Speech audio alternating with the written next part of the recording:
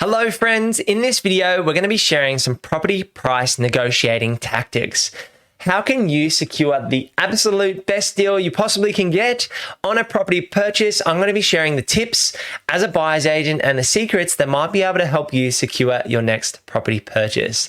Now, my name's Luke. If you're looking for a Brisbane buyer's agent, head over to purposeproperty.com.au and you can book in a free strategy session over there. Otherwise, drop a like, subscribe to the channel, and let's dive straight into it. The first thing on my list is that you need to be ready. And what this essentially means is building out your comparable market analysis when you're doing your property research. How can you negotiate on a property and understand what you want to offer unless you know what the property is worth? So doing your CMA, your comparable market analysis, allows you to essentially appraise properties. This will allow you to put a price or a value on a property and let you negotiate up towards that price point. It's critical to know the maximum you would be willing to pay for any given property.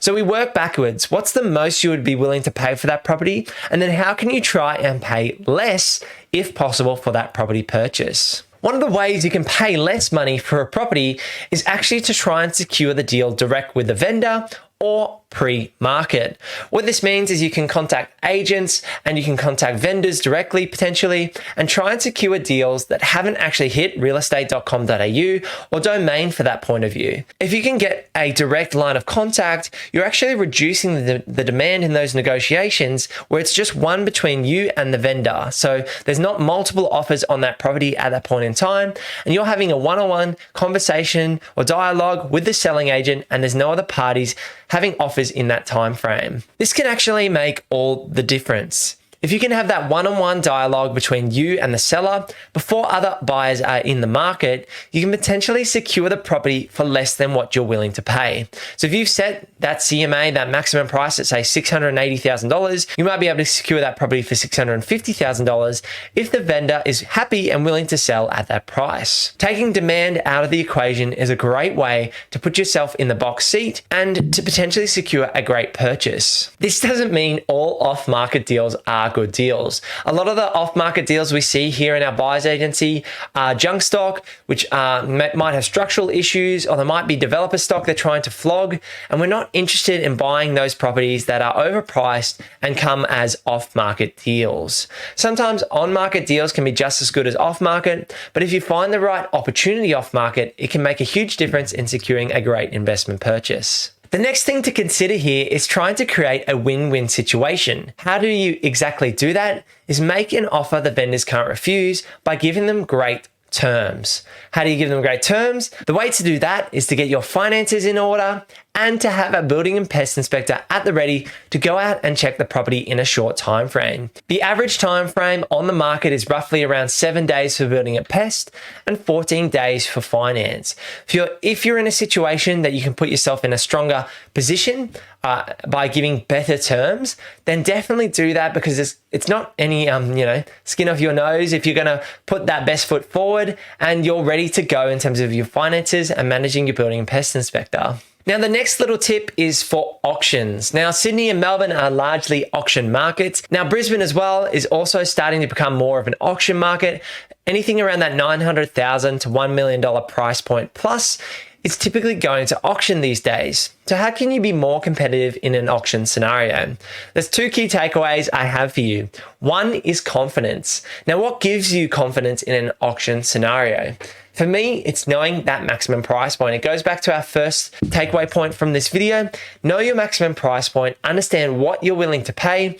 For example, I went to an auction for a client only just a week ago, and we were willing to pay up to $1.7 million. I was in contact with that client regularly and was bidding at that auction against a number of other buyers. Now, what actually happened is the vendor's reserve was significantly above the $1.7 million, which ended up being the highest bid at the day, and the property passed in.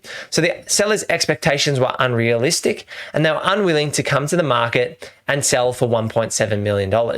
But I had confidence as a bidder, and this potentially scared other bidders in this scenario.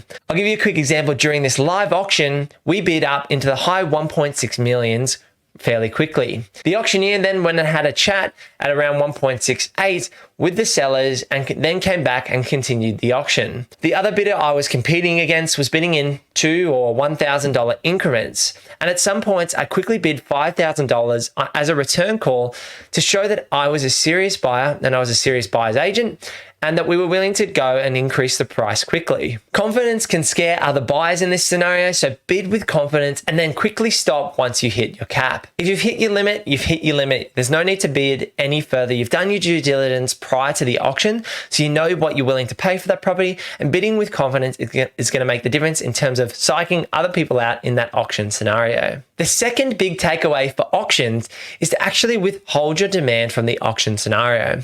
What I like to do as a buyer's agent is actually try and withdraw my demand from the auction as much as possible and not create quick price increases unless I feel like I can push out another buyer. So what I mean by this is don't bid until you actually have to. If you can withdraw your demand, so say the property bidding starts at 1 to 1.1 and it continues bidding up towards $1.5 million.